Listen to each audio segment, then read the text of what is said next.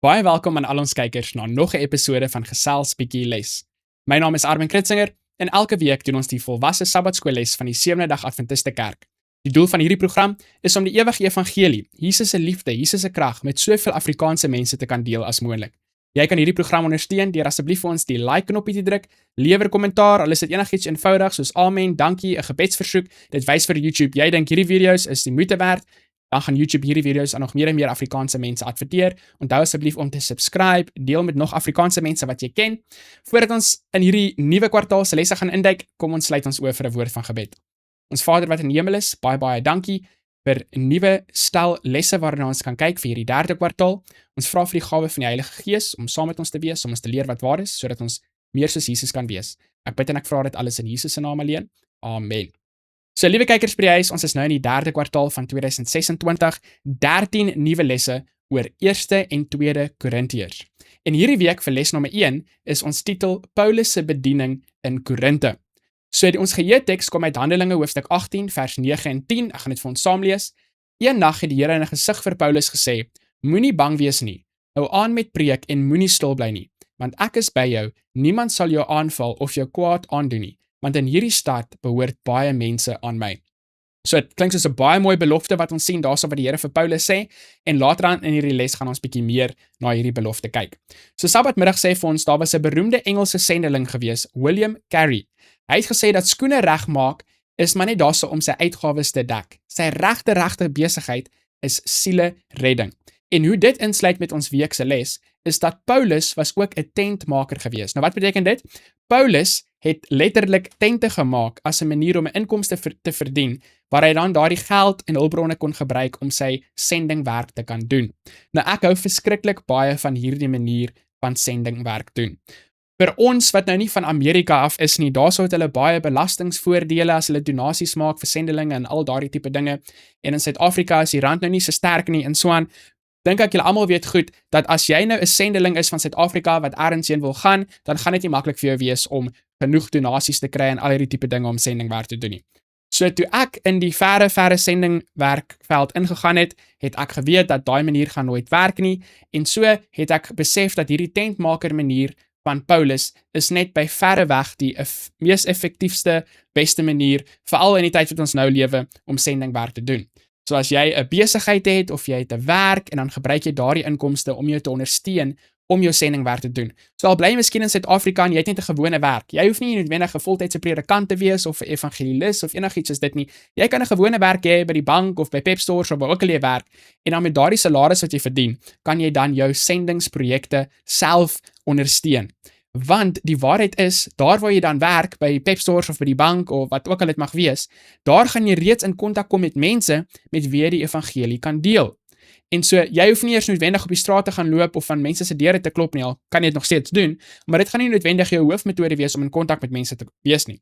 So, ek en my gesin, wat ver weg bly en sendingwerk hierso doen in hierdie lande hierso, dit is die beginsel wat ons gebruik, ook 'n tentmaker besigheid, so ek hoef nie Suid-Afrika toe te gaan en vir mense te bedel vir geld of enigiets soos dit nie, want ons werk sodat ons eie geld kan verdien wat ons dan kan gebruik om sendingwerk te doen. En die wonderlike ding is dat as jy self werk om daai geld te verdien wat jy gaan gebruik, dan draai jy regtig die sente baie mooi om. Partykeer is dit baie makliker as ander mense vir jou geld gee om die geld bietjie makliker te gebruik, want jy het mos nie self daarvoor gewerk of enigiets soos dit nie. Ek probeer nie sê dis verkeerd vir mense om vir donasies te vra om sendingwerk te doen of enigiets soos dit nie, maar ek dink die mees effektiefste manier gaan ons sien hierso, soos Paulus dit gedoen het, die tentmaker werk wat hy hierso gehad het. En die Gees van Profesie sê ook vir ons, deur hierdie tentmaker werk wat hy gedoen het, het hy baie mure afgebreek. As hy na 'n stad toe gegaan het en die mense het vir hom gevra, wat doen jy? En hy sê onmiddellik vir hulle, ek is 'n sendeling om jou hierso van Jesus te vertel, dan het die mense miskien 'n bietjie gedink dit is vreemd. Maar as hy vir hulle gesê het, ek is 'n tentmaker en ek het ook nuus wat ek hierso met mense wil deel, dan kon hulle by hulle self dink, okay, hy's 'n tentmaker, hy doen eintlik ietsie in ons gemeenskap, hy dra ietsie by tot die gemeenskap. En ek dink dit is ook waar vir sendelinge in die tyd wat ons nou lewe. As jy 'n werk het en jy is besig om ietsie te doen om by te dra tot die gemeenskap, tot die land waarin jy woon, kyk mense miskien na jou deur 'n bietjie ander oë. So hierdie week gaan ons ook sien dat vir Paulus in die gemeentes daarso in Korinte was daar so 'n bietjie probleme gewees. En miskien bietjie baie probleme gewees. Heel moontlik meer probleme as wat daar selfs in jou kerk is, en ek is glo daar is seker probleme in jou kerk. Nou ons probeer nie hierso om verskonings te maak vir probleme om te sê, wel, in Paulus se tyd in Korinthe was daar probleme gewees en ons het nou probleme, so dis okay om probleme te hê nie. Nee, die juiste rede is hoekom hy daai briewe geskryf het, is om van daai probleme op te los. Groot dele van sy briewe fokus op daai probleme vir die mense om daai probleme te hanteer, sodat die probleme nie daar hoef te wees nie. Maar dit gee vir ons hoop dat net omdat daar probleme is in jou kerk, is nie die einde van die storie nie. Daar's nog steeds hoop vir jou kerk. Dinge kan nog steeds verander, net soos wat dinge verander het daarso in Korinthe. En die les sê hierso vir ons dat al die probleme wat Paulus in Korinthe te kampe gehad het, takel hy met Golgotha, met die kruis, met die evangelie. So getrouheid aan hierdie boodskap van die kruis is ook die manier om die uitdagings wat ons vandag het in die gesig te staar. En ek glo regtig dit is waar, dat die evangelie, die ware evangelie is regtig die antwoord op meeste van ons probleme. Soos ons van dese week en regtig die kwartaal sal sien, geld die boodskap van 1 en 2 Korintiërs ook vir die hedendaagse gelowiges. So dis goeie nuus. Ons gaan praktiese lesse leer in hierdie kwartaal wat ons kan toepas in ons kerklewe en ons Christelike lewe. So Sondag se titel is Paulus, 'n godgeroepe apostel van Jesus. So met die intrapslag identifiseer Paulus homself in sy eerste sendbrief aan die Korintiërs as 'n apostel van Jesus, wat deur die wil van God geroep is. So ons gaan sien, baie van die tyd is dit hoe homself aan die mense bekendstel as 'n apostel. So kom ons kyk gou daarso na Korintiërs hoofstuk 1 vers 1 en dan Romeine 1 vers 1. Wat is die twee elemente van Paulus se bediening wat in hierdie Bybelverse beklemtoon word? So Paulus, 'n geroepe apostel van Jesus Christus deur die wil van God en die broeder Sosthenes. So hy sien homself as 'n geroepe apostel van die Jesus Christus deur die wil van God. So nie die wil van mense nie, maar dis die wil van God. En dan sien ons 'n soortgelyke idee hierso in Romeine 1 vers 1. Hy sien homself as 'n diensknegt van Jesus Christus, 'n geroepe apostel, afgesonder tot die evangelie van God. Dit is wat sy werk is om evangelie uit te dra. Nou, so 'n paar weke terug het ek met iemand gesels oor wat is nou eintlik die verskil tussen 'n apostel en 'n disipel. En party mense sê dat 'n apostel is iemand wat direk kontak gehad het met Jesus self, waar 'n disipel is nou maar net basies enigiemand van ons wat selfs vandag lewe wat ook hierdie taak het om die evangelie uit te dra. En ons weet dat dit is waar volgens die Bybel dat Paulus het self daardie ondervinding met Jesus gehad, want soos wat die les hierso vir ons sê in 1 Korintiërs hoofstuk 15 glo ek dat hy het hierdie ondervinding met Jesus gehad toe Christus aan hom moes verskyn het op pad Damaskus toe, ons sien dit in Handelinge ook. So of dit nou regtig so is dat apostels is nou die mense wat direk kontak gehad het met Jesus en disciples is almal nou maar net oor die algemeen. Ek glo nou regtig nie dit is 'n belangrike punt wat mense oor moet stry of ietsie soos dit nie. Die punt van die saak is, soos wat die les hierso vir ons sê, Paulus is 'n apostel van Jesus. Dis wat hy homself hierso noem. Of dit nou te doen het met preek of onderrig, om 'n dienaar te wees van Christus. Die les gee vir ons hierso 'n hele paar gedagtes wat hierso gedeel word, maar die belangrike ding is hy's 'n apostel, sy werk is om die evangelie uit te dra aan ander mense, en liewe kyker by die huis, dit is ook ons werk. En hoe weet ons dit is waar? Want Jesus het vir ons in Matteus gesê dat ons het hierdie werk, die groot roep wat vir ons gegee is om uit te gaan en disippels van mense te maak. So nie net is Jesus die as waarom Paulus se apostelskap draai nie, maar dit is die middelpunt van sy hele lewe gewees. Dis waaroor hy gepraat het, dis waaroor hy gedink het, en dieselfde moet ook waar wees in ons lewe. As Jesus regtig so groot verandering in jou lewe gemaak het, gaan dit wees waaroor jy dink, hy gaan wees waaroor jy praat, en praat met ander mense, dit beteken jy gaan hom met ander mense wil deel, sodat wat hy in jou lewe gedoen het, kan hy ook in die lewe van ander mense doen. Dit is die goeie nuus van die evangelie wat ons met mense wil deel. So, Paulus is geroep om 'n apostel te wees. Waartoe is jy geroepe en hoe weet jy dat dit wel jou roeping is? Indien jy meen dat jy nie tot 'n bepaalde taak geroep is nie, moet jy jou afvra, wat het skeef geloop in my wandel met God? So, 'n oomblik terug het ek gesê, oor die algemeen is ons geroep om die evangelie uit te dra aan die wêreld. Ons weet dit is waar, dit is die groot roeping wat Jesus vir ons gegee het, daarso aan die einde van die boek van Matteus. Maar die belangrike vraag is nou, wat is die bepaalde spesifieke taak wat die Here vir jou gegee het om dit te doen? Nou, ek kan nie vir jou sê wat dit is nie. En heel moontlik gaan iemand anders ook nie vir jou kan sê wat dit is nie. Dit is ietsie wat jy self met die Here gaan moet uitklaar. Nou, miskien sê jy vandag vir jouself, maar Armin, ek weet nie, hoe gaan ek dit regkry dat die Here dit aan my geopenbaar nie? En die eerste belangrike stap daarso is, ek moet seker maak dat ek is in 'n regte verhouding met die Here. Want die Here gaan mense in posisies plaas wat 'n totale oorgawe aan hom gemaak het, mense wat eintlik vir hom wil werk. So as ek seker gemaak het dat daar's geen skeid meer tussen ek en God nie, as ek seker gemaak het dat ek het my hele hart, my hele lewe aan die voete van die kruis neergesit, in Jesus se hande neergesit, en ek gaan na hom toe en ek vra vir hom, liewe Heer, wat is die spesifieke ding wat U wil hê ek moet doen om die goeie nuus uit te dra aan ander mense, dan sal hy dit aan ons openbaar. Nou, dit gaan nie noodwendig deur 'n stem wees nie. Skrede na Christus sê vir ons, daar's 'n hele paar maniere wat hy met ons praat. Deur die Bybel natuurlik, beginsels in die Bybels wat hy vir ons leer. Dit kan deur deure van geleentheid wees wat oopmaak en toemaak. Dit kan die Heilige Gees wees wat met ons harte praat. En so, maak net seker dat jy is besig om die Here se werk te doen en die Here sal die deure oop en toemaak soos wat hy goed dink. Baie van die dinge wat ek doen in my lewe vandag is nie dinge wat ek beplan het of gedink het ek gaan doen nie, maar dit het baie beter uitgedraai as wat my planne uitgedraai het of sou uitgedraai het. En so, bly net in die wil van die Here in terme van maak seker jy het 'n totale oorgawe aan hom gegee en dan sal die Here jou lei. Op die einde van die dag moet ons ook verstaan dat die Here behandel ons nie soos 2-jarige kinders nie. Die Here het vir ons 'n verstand gegee en hy wil hê ons moet ons karakter ontwikkel en ons breine ontwikkel sodat ons goeie besluite kan neem volgens die beginsels in sy woord. En so, ons gaan besluite moet neem in plaas van om op die draad te sit en te wonder, moet ek dit doen of moet ek dat doen? Bid daaroor en vat 'n stap in 'n rigting in, en as dit die verkeerde rigting is, dan sal die Here jou help na die ander kant toe. Dan as ons kyk na maandag se deel van die les, die titel daarso is Van Athene tot Korinte.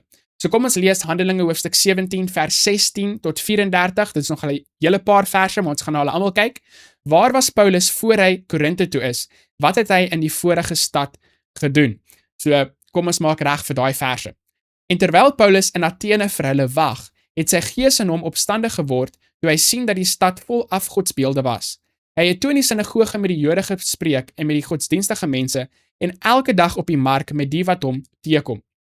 So hierso kan ons sien, as ons kyk na daai eerste lyntjie daarso in vers 16, dit lyk nie asof dit Paulus se oorspronklike idee was, om eintlik in daardie stad te bly of te wees nie. Dit lyk asof hy daarso vir mense gewag het. Nou hierso is klaar 'n belangrike deel wat ons kan leer hierso uit die les uit. Liewe kyker by die huis. Baie keer dan dink ons, okay, ek gaan nou universiteit toe gaan, sodat ek nou teologie kan gaan studeer, sodat ek 'n predikant kan word, en dan enige as ek 'n predikant is, dan gaan ek nou werk vir die Here doen. Maar nee, elke liewe dag, terwyl jy nog 'n student is, besig om jou studies te doen, wil die Here jou klaar gebruik om sy werk te doen.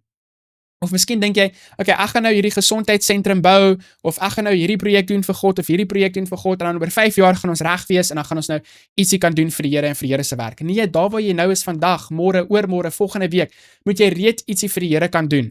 So dit gaan nie net oor die eindbestemming in jou Christelike lewe nie, maar jou hele reistog na daardie bestemming toe, is volgepak met geleenthede om die evangelie met ander mense te kan deel. En dis wat ons duidelik hierso kan sien uit die voorbeeld van Paulus daarso in Athene. Dit was nie sy plan gewees om daar te wees nie, hy wag eintlik daar vir ander mense, maar hy gebruik daai geleentheid om die evangelie uit te dra. En dit sê vir ons, daardie stad was nou nie so lekker gewees nie, vol afgodebeelde gewees, maar tog gaan hy na die sinagoge toe en hy praat met die mense daarso en al die ander godsdienstige mense ook.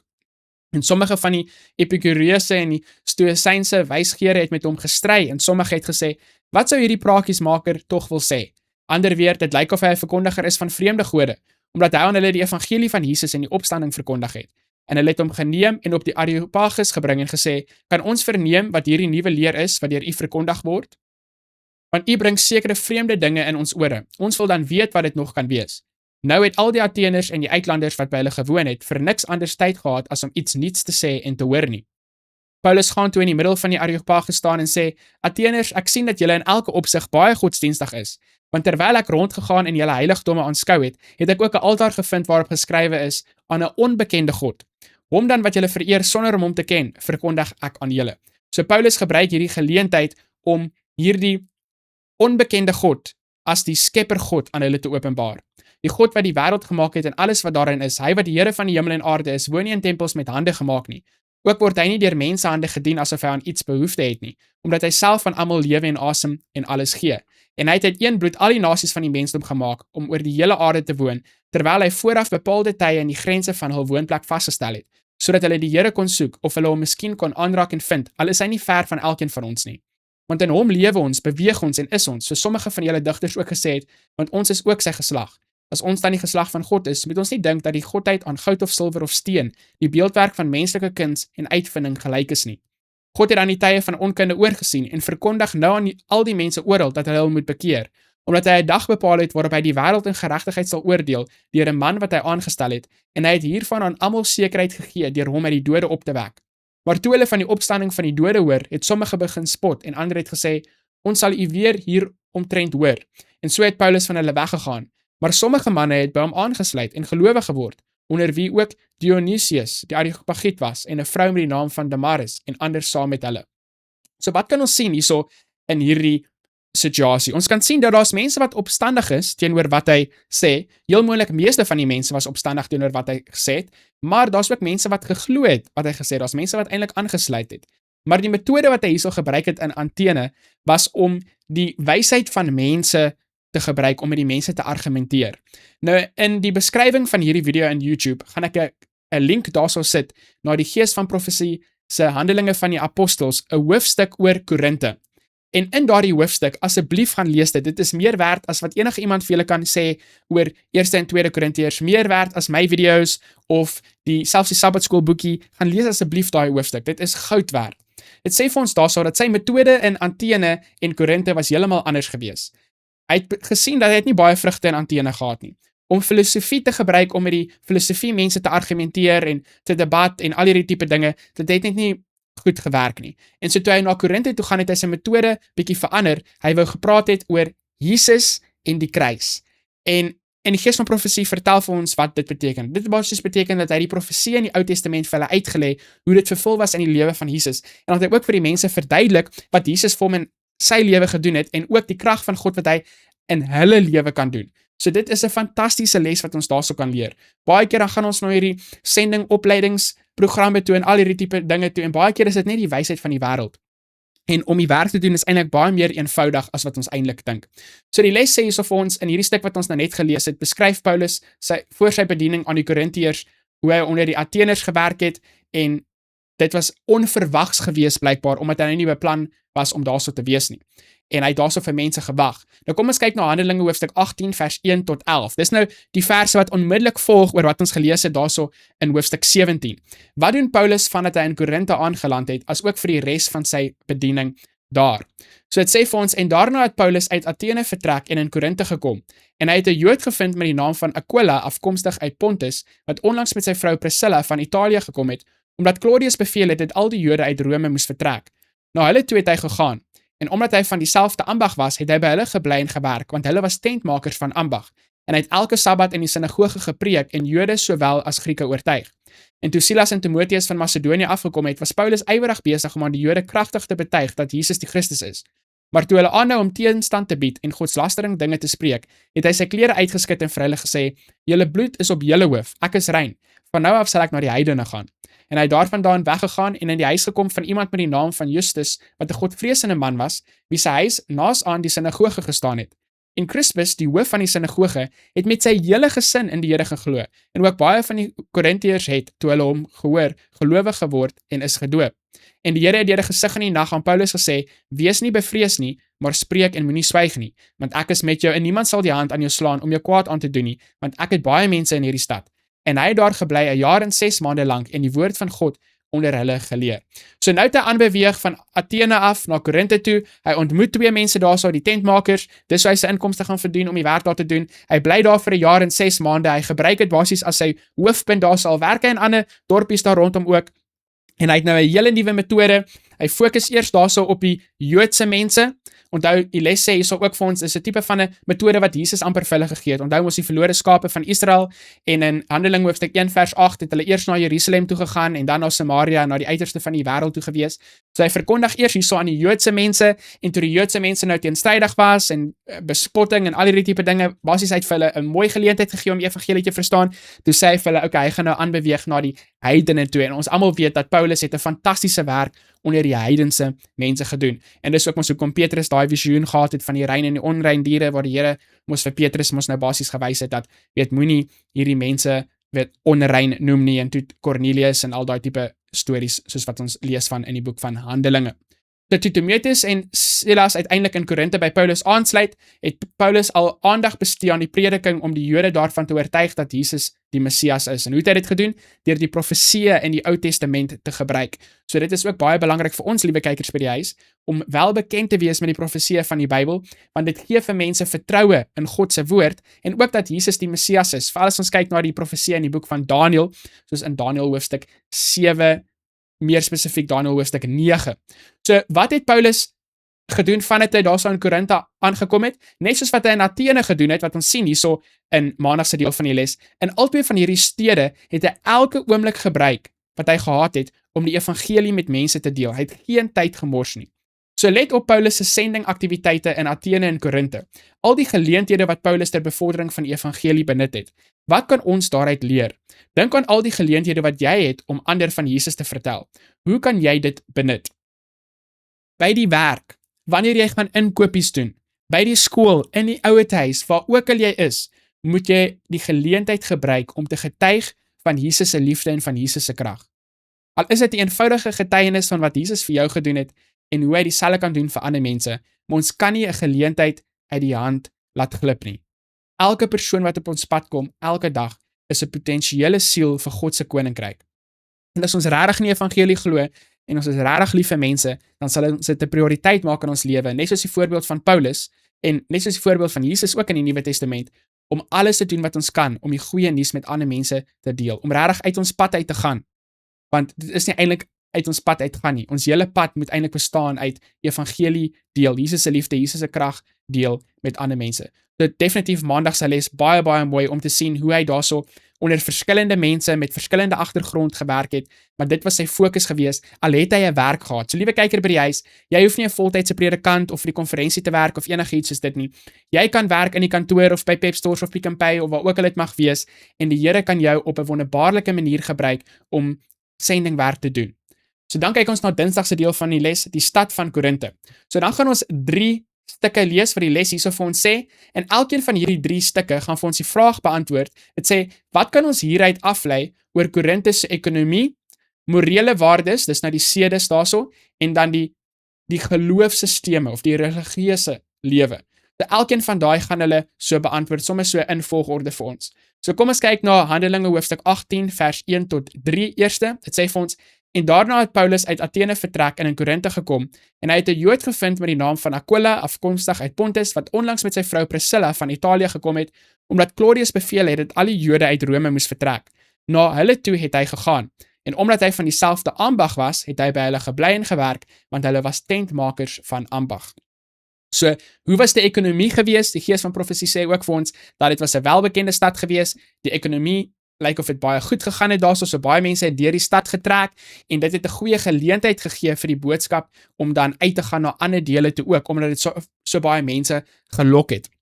Nou, 'n praktiese les wat ons ook hierso kan leer is, ons sien dat Paulus het 'n ambag gehad, die tentmaker, ek het 'n hele rukkie terug na daaroor gepraat, ook in hierdie les, so is ook belangrik vir ons om 'n ambag aan te leer, ietsie prakties wat ons kan doen, om ons gemeenskap, om die wêreld 'n bietjie beter plek te maak.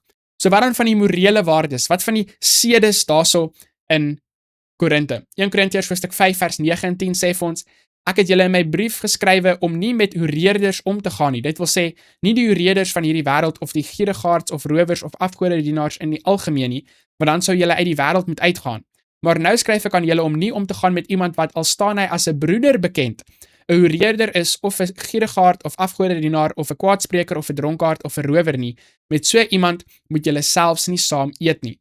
So as ons kyk na die morele waardes van Korinthe, dan is dit nie net in die algemene gemeenskap waar daar hoereerders en dronkaards en al hierdie tipe dinge was nie, baie van dieselfde dinge wat ons maar in vandag se wêreld sien. Ek bedoel, die morele waardes in vandag se wêreld is heeltemal in die drein af, maar ons sien dat hierdie probleme het selfs in die kerk bestaan. Hy sê as iemand homself 'n broer noem, so dis nie jou medemens nie, 'n vreemdeling nie, maar dit is 'n broer. Selfs in die kerk was daar hoereerders gewees en al hierdie tipe dinge gewees. So die morele waardes van die gemeenskap lyk of dit 'n invloed gehad het op die mense selfs in die kerk.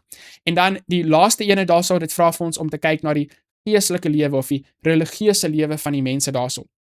So ons sien dit in hoofstuk 8 vers 4. Dit sê vir ons, wat dan die eet van die offervleis aan die afgode betref, weet ons dat 'n afgod niks in die wêreld is nie en dat daar geen ander god is nie behalwe een. So as ons praat van die tipe van godediens daarso en al hierdie tipe dinge, dan was dit definitief 'n stelsel waar mense afgode aanbid het. Dit was die godsdienststelsel aan die orde van die dag gewees. Religieuse pluralisme is wat die les dit daarso vir ons noem.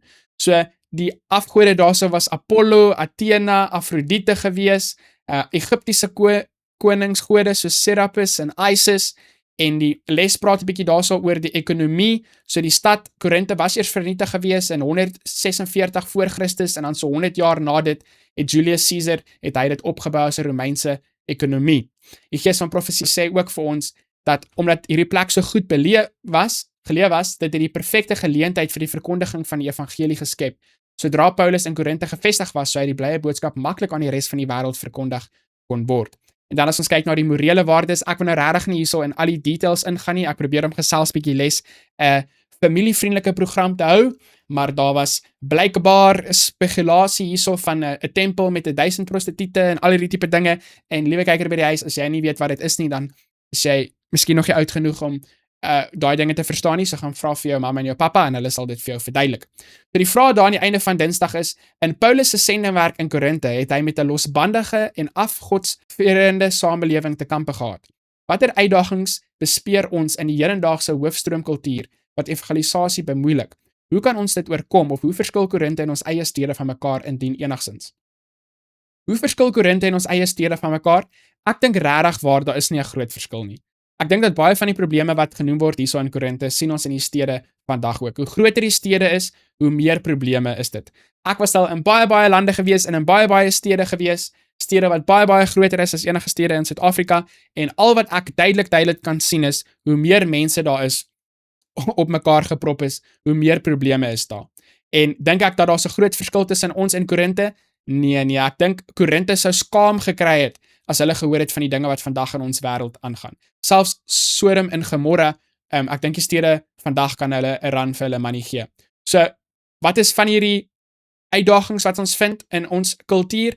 Presies dieselfde dinge, die liefde van geld, mense wat aandag soek, sosiale media kan baie goeie dinge doen, maar ongelukkig het dit verskriklik baie slegte dinge gebring in ons wêreld in. Dit het baie dinge wat nie okay is nie. Nou dink mense dat dit is normaal, soos wat mense foto's op sosiale media gesit het wat nie van pas is nie, en al hoe meer mense dit begin doen totdat dit nou normaal is, en mense kan maklik ander mense kontak en probleme veroorsaak. En so ek dink regtig dat daar's verskriklik baie uitdagings, maar ek sal sê die hoofuitdaging is dat ons as 'n kerk toelaat dat die water in die boot inkom. Weet, die bootjie moet op die see dryf, maar sodra die water in die bootjie inkom, dan gaan die bootjie sink. So ek dink dit is ons grootste uitdaging, is om te keer dat ons bootjie nie sink nie. As ons nie iets anders het wat ons die wêreld kan bied nie, dan hoekom moet hulle net hulle naam verander van 'n boeddhis na 'n Christen of 'n moslim na 'n Christen, as alles op die einde van die dag maar dieselfde gaan bly in hulle lewe? Daar moet ietsie beter wees, daar moet iets anders wees wat Jesus hulle kan bied. Hulle is vasgevang in sonde en hulle wil vryheid hê van die sonde. Maar dit help nie baie as hulle hoereerders is in die wêreld en dan word hulle Christene en hulle is nog steeds hoereerders nie. Dan hoekom moet hulle Christene word as daar niks is in hulle lewe wat verander nie? So, hoe kan ons die uitdagings van die wêreld oorkom? Is hoe donkerder die wêreld is, hoe helderder gaan ons lig skyn, maar ons moet ons lig laat skyn sodat ons vir die mense kan wys dat daar's 'n beter weg, daar's 'n beter pad. Nou, Woensdag se titel is in hierdie stad behoort baie mense aan my. Dis wat Jesus vir hom gesê het. So kom ons lees Handelinge hoofstuk 18 vers 4 tot 8. Watter uitwerking het Paulus se prediking gehad? Baie belangrike lesse wat ons nou hierso gaan leer. En hy het elke Sabbat in die sinagoge gespreek en Jode sowel as Grieke oortuig. En toe Silas en Timoteus van Macedonië afgekom het, was Paulus ywerig besig om aan die Jode kragtig te betuig dat Jesus die Christus is. Maar toe hulle aanhou om teenstand te bied en godslasterige dinge te spreek, het hy sy klere uitgeskit en vir hulle gesê, julle bloed is op julle hoof, ek is rein. Van nou af sal ek na die heidene gaan. En hy het daarvandaan weggegaan en in die huis gekom van iemand met die naam van Justus, wat 'n godvreesende man was, wie sy huis naas aan die sinagoge gestaan het. Dan in vers 8, en Crispus, die hoof van die sinagoge, het met sy hele huisgesin in die Here geglo, en ook baie van die Korintiërs het, toe hulle hom hoor, gelowig geword en is gedoop. So, om die vraag te beantwoord daarso, watter uitwerking het sy prediking gehad? Wel, dit lyk of dit 'n paar verskillende reaksies uit die mense uitgelok het. Daar was mense wat oortuig was, maar nie noodwendig 'n oorgawe gemaak het van hulle lewe nie. Daar was mense wat oortuig was, maar wat teenstand gebied het teen wat hy gesê het. Dan was daar mense wat ook sy boodskap aanvaar het. So of die mense nou God uitgejou het of vir hom uitgejou het, die feit van die saak is dat daar's baie mense wat teenstand gebied het, en dan is daar baie mense wat die boodskap aanvaar het, selfs die hoof van die sinagoge, en baie van die ander mense was heel moontlik nie baie gelukkig gewees daaroor nie. En die voorbeeld van daardie persoon het heel moontlik weer gelei dat ander mense ook die waarheid geglo het, by die waarheid aangesluit het. So wat is die praktiese les wat ek daaruit kan leer? Ek dink vir ons vandag, wanneer ons die waarheid gaan deel met mense, kan ons ook verwag om soortgelyke reaksies uit die mense uit te lok. Daar gaan mense wees wat verstaan wat ons sê, wat saamstem wat ons sê, maar wat nie gaan aansluit by wat ons sê nie. Daar gaan mense wat wees wat ons teenwerk, wat miskien valse dinge van jou gaan sê, wat jy miskien fisies gaan wil aanval of aanrand, dan sal daar ander mense wees wat gaan aanvaar wat jy sê, en hulle gaan nie noodwendig altyd in die meerderheid wees nie. So, gelukkig sê die les hierso vir ons, sy prediking was nie te vergeefs gewees nie, en dit is nooit te vergeefs as ons die Here se waarheid deel nie. Want dit is die opdrag wat hy aan ons gegee het. Op die einde van die dag is dit ander mense se persoonlike keuse of hulle dit gaan aanvaar of nie. In Jesaja hoofstuk 55 vers 11 is daar mos die belofte, net so is dit met die woord wat uit my mond kom, dit sal nie leeg na my toe terugkeer nie. Daar skepende krag in sy woord, en sodra lank as wat ons die woord met ander mense deel, as hulle 'n keuse maak om in daai woord te glo, gaan die skepende krag in daai woord hulle lewens verander. So kom ons kyk na Handelinge hoofstuk 18 vers 9 en 10, dis nou die volgende 2 verse. Wat kan ons hieruit aflei oor Paulus se gevoelens te midde van al die uitdagings in Korinte? Hoe het die Here sy diensknegt opgebeur? En die Here het deur 'n gesig in die nag aan Paulus gesê, wees nie bevrees nie, maar spreek en moenie swyg nie, want ek is met jou, en niemand sal die hand aan jou slaan om jou kwaad aan te doen nie, want ek het baie mense in hierdie stad. So, die les vra hierso vir ons, wat kan ons aflei oor Paulus se gevoelens? En liewe kyker by die huis, ek hou nie daarvan as ons moet aflei oor ander mense se gevoelens nie, want ek kan nie ander mense se koppe en harte lees om te sien presies wat gebeur het nie. Maar ons weet die gees van profesie sê vir ons, dat as gevolg van die teëspoed wat hy daarso gekry het, het hy nie geglo dat hy kan 'n kerk daar opbou nie, hy was bietjie mismoedig gewees. As ek kyk na wat hierdie verse vir ons sê, lyk dit asof daar mense was wat heel moontlik sy lewe in gevaar gestel het, en so wat ons hierso kan sien is, die Here beer hom op, hoe? Die Here sê vir hom, moenie vrees nie, maar spreek en moenie swyg nie, ek is met jou, niemand sal die hand aan jou slaan om jou kwaad aan te doen nie, het baie mense in hierdie stad. So, in plaas daarvan om net vir hom te sê, moenie bekommerd wees, weet niks sleg gaan met jou gebeur nie, gee die Here hom ook hoop, en die Here sê vir hom, ek het baie mense in hierdie stad. Liewe kyker by die huis, baie keer aan werk ons, miskien is jy in Pretoria, of Johannesburg, of Kaapstad, of in Londen, of ergens in Amerika, of Asië, of waar ook al jy mag wees, en jy dink by jouself, jy weet, die mense het al so baie van ons gehoor in ons boodskap, mense wil nou nie meer na ons luister en jy word bietjie mismoedig, maar die Here het sy mense, en die Here kan jou en my gebruik om na daardie mense toe uit te reik, en om met hulle die waarheid te deel. Soos wat die les hierso vir ons sê, het sê hierso vir ons, Paulus was God se gekose werktuig, om die blye boodskap oor Jesus se verlossing met daardie mense te bring, wat Jesus van geweet het. Daar's daarom maar duisende mense wat ons nog nooit eers ontmoet het nie. En die Here ken elke persoon se hart, en die Here weet wat is dit wat nodig is vir hulle om te hoor, sodat hulle in 'n reddende verhouding met hom sal wees. So kom ons kyk na Jesaja hoofstuk 41 vers 10, watter wonderlike beloftes gee die Bybelvers hierso vir ons, en watter uitwerking behoort dit op ons daaglikse lewens te hê. So dit is soortgelyk aan wat die Here eintlik daarso vir Paulus gesê het. Dit sê, wees nie bevrees nie, want ek is met jou. Kyk nie angstig rond nie, want ek is jou God. Ek versterk jou ook, ek ondersteun jou met my reddende hand. So die Here sê, ons hoef nie te vrees nie, en wat is die rede daarvoor? Nie omdat ons goed of sterk of slim is nie, maar ons hoef nie te vrees nie, want hy is met ons. En ons hoef nie angstig te word nie, in 'n wêreld waar baie mense angsprobleme het, sê hy, moenie angstig rondkyk nie, want ek is jou God. Ek gee vir jou die krag. Tot aan die einde van die tyd gaan die Here saam met ons wees. Selfs al het ons nie meer 'n middelaar in die hemelse heiligdom nie, gaan hy nog steeds vir ons krag gee om ons versoekings te oorkom. Hy's altyd saam met ons. Ons kan altyd staat maak op die skepende krag in sy woord wat hy vir ons gegee het. So dit gee vir ons baie moed. Wat is die uitwerking wat dit op ons daaglikse lewing behoort te hê? Dit behoort ons moed te gee om aan te hou om die Here se werk te doen waar ook al die Here jou geplaas het. Dan kyk ons na donderdag se deel van die les. Die titel daarso is Paulus se sendbriewe aan die Korintiërs. Dan is daar 'n hele paar verse daarso in Korintiërs 1 en selfs in hoofstuk 2 wat dit wil hê ons moet na kyk om die vraag te beantwoord, hoe help hierdie skrifgedeeltes ons om die redes vir Paulus se skrywe aan Korintiërs te verstaan. So ek het nou net 'n paar van hulle gekies om die hoofgedagtes vir ons daarso uit te bring. So in 1 Korintiërs hoofstuk 4 vers 14 sê dit vir ons, ek skryf hierdie dinge nie om julle te beskaam nie, maar ek vermaan julle as my geliefde kinders.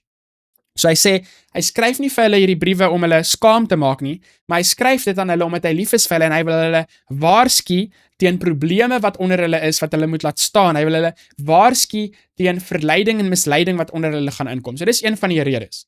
Wat is 'n ander rede? in 1 Korintiërs hoofstuk 5 vers 11, maar nou skryf ek aan julle om nie om te gaan met iemand wat al staan hy as 'n broeder bekend, 'n hoereder is of 'n gierigaard of 'n afgodedienaar of 'n kwaadspreker of 'n dronkaard of 'n rower nie. Met so iemand moet julle selfs nie saam eet nie. So hierso kan ons sien uit vers 11 uit hierso, daar's probleme in die kerk en hy wil hulle wys hoe om daardie probleme te hanteer. Hoe om daardie probleme op te los. Hierdie is 'n broeder in die kerk wat afvallig is. In 1 Korintiërs hoofstuk 7 vers 1, met betrekking tot die dinge waar julle aan my geskryf het, dit is goed vir 'n man om 'n vrou nie aan te raak nie. So as natuurlik bietjie meer konteks daarso, maar aan die eerste deel van daai vers 1 van hoofstuk 7 af, beantwoord hy vrae wat die mense vir hom gestuur het. So dis nog een van die redes hoekom hy hierdie briewe aan Korintiërs geskryf het. Hy antwoord vir hulle vrae.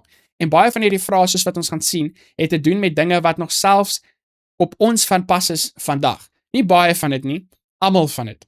Nou in 2 Korintiërs 11 vers 3, maar ek vrees dat, net soos die slang Eva deur sy listigheid bedrieg het, julle sinne so miskien bedorwe kan raak, vervreemd van die opregtheid teenoor Christus. So dis ook 'n waarskuwing, dat hy wil nie hê, dat mense moet aandag afgelei word van wat regtig waar en belangrik is nie. En ek dink dit is ook waar vir ons vandag, dat baie van die probleme wat ons het in ons kerk vandag, is omdat mense se aandag, se fokus weggetrek is van die ware evangelie, en so hulle probeer op ander dinge fokus, om op te maak vir daardie ding wat regtig nie in hulle lewe is nie, wat veronderstel is om daarso te wees. Die Handelinge van die Apostel sê vir ons, dat een van die betekensrykste, leersaamste en kragtigste sensbriewe wat hy geskryf het, is Korintiërs. So ons gaan baie mooi lesse hierdie kwartaal leer, so hou asseblief byt vas vir al 13 van hierdie lesse. So Paulus het moontlik 3 of 4 sentbriewe geskryf, so ek dink hierdie is maar bietjie bespiegeling daarso, so ek sien nie dit as verskriklik belangrik vir ons weekse les nie. En dan in die tweede sentbrief kom dit aan die lig dat lidmate van Korintiese kerk deur omringende kultuur beïnvloed is. Ons het dit mos gesien eintlik daarso in 1 Korintiërs hoofstuk 5, 9 en 10 daarso ook. Dinge soos kompetisie, mag en rykdom is duidelik hoog aangeslaan. Alles probleme wat die hedendaagse kerk ook kan raak. Daarteenoor het Paulus probeer om 'n Christosentriese kultuur, 'n wêreldbeskouing vanuit die evangeliese perspektief te vestig. Dit is uiters belangrik dat ons ook ons eie wêreld vanuit daardie perspektief beskou. Soos wat ek 'n oomblik terug gesê het, as ons die wêreld beskou uit die ware evangeliese perspektief, sal dit alles in ons lewens totaal en al verander. Want definitief in ons eie kerk vandag, die gees van kompetisie, mag, posisie, rykdom, die liefde van geld, dit neem net oor. Ek kan mos duidelik sien, met my oë wat die Here vir my gegee het, as mense nie die Here eerste maak in hulle lewe nie, dan meeste van die tyd is dit die liefde vir geld. Die liefde vir geld. So kom ons lees 2 Korintiërs hoofstuk 2 vers 4. Hoe weet ons hieruit dat Paulus baie vir hulle omgegee het?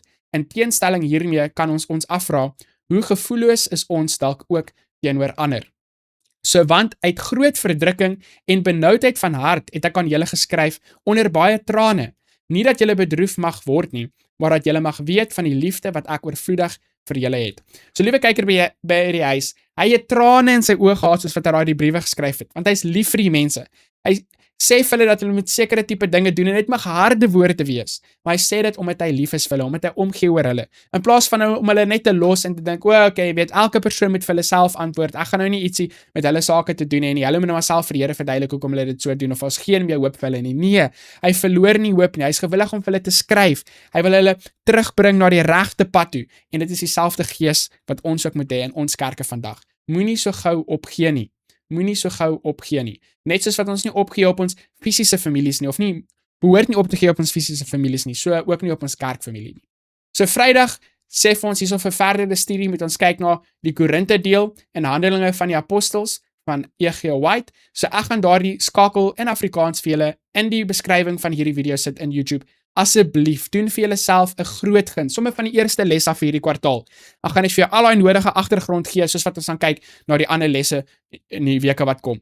Maar hierso's klaar baie mooi gedeeltes wat dit vir ons hierso deel op Vrydag en ek gaan dit vir ons lees. Met sy prediking in Korinte het die apostel 'n ander benadering tot sendingwerk as die in Athene gevolg. Hy besluit om ingewikkelde argumente en besprekings te vermy, om met die Korintiërs oor niks anders te praat nie as oor Jesus as die Christus en wel oor hom as die gekruisigde. Jy weet, liewe kyker by die huis, iets wat ek nou al baie gesien het in gesels bietjie les, soos wat ek die les aanbied elke week nou al vir baie weke, en die Engelse les ook, wat daar 'n hele paar duisend mense is wat elke week luister. Baie mense sê dat die les word maklik en eenvoudig aangebied. Ek dink is omdat ek Paulus se raad volg wat hy hierso van praat, hoe hy te werk gegaan het in Korinthe. Ek probeer nie om ingewikkelde argumente en gekompliseerde akademiese termes en al hierdie tipe dinge vir julle te verduidelik en met julle te deel nie. Ek gaan ook nie deur onnodige dinge in die les wat ek nie dink belangrik is nie. Ek wil net eenvoudige, maklike Bybelwaarheid met julle deel wat ek en jy prakties in ons lewens kan toepas sodat ons meer soos Jesus kan wees. Dit moet eenvoudig genoeg wees vir 'n kind om te kan verstaan. Jesus kom nie terug om 'n onderskeid te maak tussen slim mense en dom mense en al hierdie tipe dinge nie. Die waarheid is eenvoudig. Om 'n verhouding met Jesus te hê is eenvoudig. Ja, daar's 'n tyd en 'n plek vir meer ingewikkelde besprekings en al daai tipe dinge en sterkte vir al daai mense wanneer daai dinge plaasvind. Maar as dit kom by ons Sabbatskoolles, as dit kom by ons preke op 'n Sabbat, soek ons net eenvoudige Bybelwaarheid wat ons in ons lewens kan toepas. Dis wat ons wil hê. Dis wat hy gedoen het in Korinthe en dit het gewerk.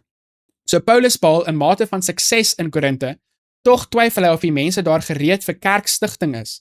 Hy beskou die stad nie as 'n ryp sendingveld nie en neem hom toe voor om Korinthe te verlaat. Terwyl hy dit oorweeg om die stad vir 'n meer belovende sendingveld te verruil, verskyn die Here aan hom in die nag en sê: "Moenie bang wees nie. Hou aan met preek, want in hierdie stad behoort baie mense aan my."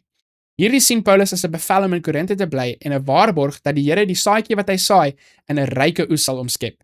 So is 'n groot gemeente toe onder die vaandel van Jesus Christus op die been gebring. Baie keer in ons lewe ook, dan dink ons, nee, daar's nie hoop vir hierdie dorpie nie. Daar's nie hoop vir hierdie gemeenskap of vir hierdie straat of vir hierdie buurman of wat ook al nie. Die Here werk op maniere wat ons net nie kan verstaan nie. As daar hoop is vir my, as daar hoop is vir jou, dan is daar hoop vir enige iemand. Jy moenie hoop opgee nie. Die Bybel sê dat Paulus die Korintiërs 'n jaar en 'n half lank bearbei het. Hoewel sy pogings nie uitsluitlik tot daardie stad beperk was nie, maak hy Korinthe sy hoofkwartier. 'n Aantal gemeentes is sodoende gestig. In Paulus se afwesigheid stuur hy gewigtige en kragtige briewe aan die gemeentes in sy sorg. Sendbriewe wat gewoonlik as die woord van God ontvang is. Hierdie is in die betrokke gemeentes voorgelees. Baie mooi. So ons het 3 besprekingsvrae daarso op Vrydag. Die eerste een sê vir ons: Paulus was oortuig dat God hom as 'n apostel van Jesus geroep het. Waarom is dit so belangrik dat ons weet wie ons is en waartoe ons geroepe is? Weet, elke maatskappy het 'n missie, hulle het 'n doel, hulle weet die produk wat hulle verkoop. Ons as Christene moet ook weet wat is ons missie, wat is ons doel. En soos wat ek voorheen in die les gesê het, oor die algemeen weet ons, jou doel en my doel is dat ons met die evangelie uitdra in die wêreld, ons met disippels maak van mense, maar wat jou spesifieke taak gaan wees, waar die Here jou wil plaas, is ietsie wat jy met hom sal moet bespreek. Maak dit seker jou saak is reg met die Here, dat jy 'n totale oorgawe gemaak van jou lewe aan hom, dat jy is gewillig om te gaan waar ook al hy jou lei, en dan sal hy vir jou presies wys waar hy jou nodig het. Moenie op die draad sit nie, maak 'n keuse, gaan in hierdie rigting of in daai rigting, en as jy op die verkeerde rigting is en jy het in 'n goeie geloof geneem, dan sal die Here jou pad regmaak. Hy sal vir jou wys waar jy moet gaan. Hy sal deure oopmaak en toemaak. Ek het dit al baie keer in my lewe gesien en ek is seker liewe kyker by die huis, baie van julle daarso kan ook getuig dat dit so die Here ook al in julle lewe gewerk het. Dit gaan nie noodwendig 'n duidelike stem wees nie. Ek het nie 'n duidelike stem uit die hemel gehoor wat vir my gesê het, begin gesels bietjie les of enigiets soos dit nie. Ek doen my werk om die evangelie uit te dra en ek glo die Here sal die deure oop en toemaak soos wat hy dink goed is. Dan nommer 2, vir 'n oomblik wou Paulus sy sendingwerk in Korinthe laat vaar en die stad verlaat. Wat het hom tot 'n ander insig gebring? Hoe kan hierdie gebeurtenis ons help wanneer ons as moderne evangeliewerkers nie met 'n sendingprojek wil voortgaan nie? Is daar wel tye waar opgee die beste oplossing is? So definitief, sy situasie was spesiaal geweest, van die Here het na hom toe gekom in 'n visioen. So duidelik het hy geweet, okay, die Here wil hê ek moet hierso bly. Ons situasie mag miskien nie so wees nie. Ons mag miskien sendinglinge in 'n plek wees en daar's miskien baie vrugte daar, of daar's miskien nie baie vrugte daar nie. Ek dink hoe ons gaan weet of ons daar moet bly of nie, is soos wat die Here vir ons deure gaan oopmaak en toemaak.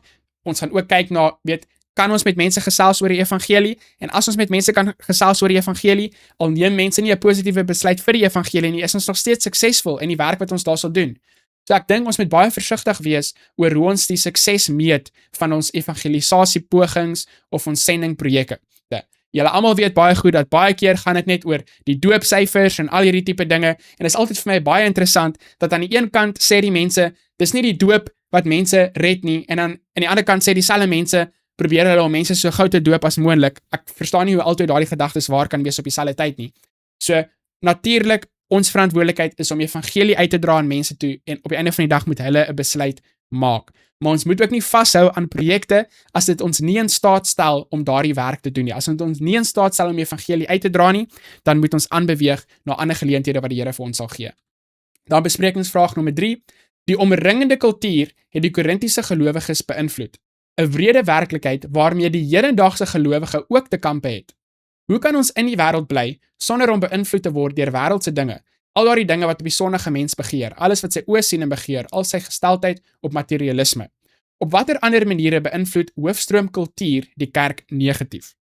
So definitief as ons kyk na my voorbeeld wat ek vroeër gegee het van die kerk is soos 'n bootjie wat op die see dryf. En die bootjie is in die water, maar die water moet nie in die bootjie wees nie. En baie keer ons as 'n kerk, dan dink ons, okay, ons moet nou maar net vir die jong mense vra wat die jong mense wil hê, sodat die kerk aantreklik kan wees vir die jong mense. Maar ek het 4 klein kindertjies en ek vra nie vir my 4 klein kindertjies elke aand wat hulle wil hê vir aandete nie. Want dan sal hulle seker elke aand vir my goeders gesê het wat nie baie gesond en goed is vir hulle nie. Maar ek weet wat die Here sê oor gesondheid, so ek volg die woord van die Here en ek gee vir my kinders wat die beste is vir hulle. En soos wat hulle ouer word en soos wat hulle leer, sien hulle dat dit is goed vir hulle en hulle aanvaar dit en hulle stem saam met my. En ek dink dieselfde is waar in ons kerke. Ons moet nie ons kerke prioritiseer en organiseer oor hoe mense dit wil hê nie. Ek dink ons kan na mense luister, maar ons besluite moet geneem word gebaseer op die woord van God, op die Bybel, op die gees van profesie, en dan sal daar sukses wees. Anders dan gaan die kultuur die kerk so oorneem, dat iemand gaan uit die wêreld uitkom, en dan sal hy eintlik maar nog steeds in die wêreld in die kerk. As 'n jong mens, toe ek 'n Christen geword het, was ek op soek na iets anders. Ek was op soek na 'n oplossing vir die probleme van die wêreld. Ek wou nie uit die wêreld se musiek uitstap na 'n kerk toe waar die musiek presies dieselfde is nie. Ek wou iets anders gehad het. Ek wou iets beters gehad het. Ek wou vryheid gehad het van sonde. Ek wou 'n lewe saam met Jesus gehad het wat heeltemal anders was as wat ek gehad het in die wêreld. En so ons probeer mooi fyn trap en al hierdie tipe dinge, want ons wil nie mense wegdryf uit die kerk uit of al hierdie tipe dinge nie. En ek dink as ons kerk doen soos wat Jesus wil hê ons moet doen en ons lig Jesus op, sy liefde en sy krag, dan sal hy die mense na hom toe trek en ons sal sien hoe hy op wonderbaarlike maniere werk. So eerstens die belangrike ding is jy moet nie toelaat dat die kultuur van die wêreld jou as 'n individu beïnvloed nie. Want die kerk bestaan uit individuele mense. En as al daardie individuele mense deur die kultuur van die wêreld beïnvloed word, dan gaan die kerkgemeenskap deur die kultuur van die wêreld beïnvloed word. So kyk jy na jou lewe en ek kyk na my lewe en plaas dit in Jesus se hande sodat hy ons kan weerhou en versterk teen daardie dinge wat die duiwel op ons pad bring. So liewe kyker by die huis, as jy nie enigiets verstaan het wat ons hierdie week gesê het nie, kom ek probeer dit so eenvoudig as moontlik opsom. Paulus het 'n baie belangrike les geleer. Toe hy van Athene na Korinthe beweeg het, het hy gesien, dit gaan nie oor mooi praatjies en akademiese gesprekke en al hierdie tipe dinge nie. Vertel vir ander mense wat Jesus vir jou gedoen het, wat hy vir hulle kan doen. En gebruik die profesie in die Bybel om vir mense te kan wys dat die Bybel is waar en dat Jesus is die Messias. Jesus is die beloofde een. En dit het gewerk. En al het dit gewerk, was daar nog steeds mense wat opstand en teestand gemaak het teen sy werk. En ons gaan dit altyd kry, so jy moet jouself daarvoor voorberei, sodat jy nie onnodig teleurgesteld gaan wees wanneer jy dit sien nie. En wat ons kan sien is dat Paulus het Jesus so 'n belangrike punt in sy lewe gehad en gemaak, dat waar ook al hy gegaan het, al was dit nie eers sy einddoel op die reis nie, langs die pad het hy elke geleentheid gebruik om Jesus met ander mense te deel. So liewe kyker by die huis, dis my gebed vir jou en vir my, dat ons tentmakers sal wees. Al is jy nie 'n voltydse evangelis vir die konferensie nie of 'n predikant nie, gebruik die klein inkomste wat jy verdien, daarso by die bank of by Pep Stores of by die skool of waar ook al jy werk, of met jou pensioengeld, en gebruik dit om jou eie evangelisasieprojekte te ondersteun. En die Here sal jou seën en die Here sal vir jou wys presies die werk wat hy wil hê jy moet doen. En soos Paulus, as ons Jesus in ons lewens het en ons het 'n ervaring met Jesus, sal ons oorborrel, ons sal aan die brand wees om Jesus met ander mense te deel. Kom ons sluit ons oor vir 'n woord van gebed. Ons Vader wat in die hemel is, dankie vir hierdie eerste les van 13 nuwe lesse vir hierdie 3de kwartaal. Ons dankie vir u liefde, vir u genade, dat u net vir ons sê wat reg is nie, maar u gee ook vir ons die krag om dit te doen. Liewe Vader, ek bid vir elke kyker by die huis, u sien die gebedsversoeke in die kommentaar onder hierdie video. Dankie dat u in al ons behoeftes voorsien, vir al ons geestelike behoeftes. Ons vra dat u sal doen wat ook al moontlik is, wat ook al nodig is, sodat ons oë gefestig op u sal bly, op u en u waarheid. Dankie vir u liefde, dankie vir u krag. Ek bid vir elke kyker by die huis, ek bid vir die werk, die voorbeeld wat u vir elkeen van ons geroep het en gegee het om te doen in hierdie wêreld, of dit nou in Suid-Afrika is of in Europa, Amerika, Australië, Asië, waar ook al dit mag wees. Ek bid en ek vra dit alles in Jesus se naam alleen. Amen. Baie dankie dat julle gekies het om aan te sluit vir les nommer 1 van kwartaal nommer 3. Op die oomblik is ek in Suid-Afrika saam met julle en ek sien julle weer volgende week vir les nommer 2. Moet dit nie misloop nie. Daar's baie mooi lesse wat ons gaan sien in 1 en 2 Korintiërs hierdie kwartaal. Deel asseblief met julle Afrikaanse vriende en familie sodat ons Jesus se liefde en krag met soveel mense as moontlik kan deel. Sien julle volgende week vir les nommer 2, dan gesels ons 'n bietjie les.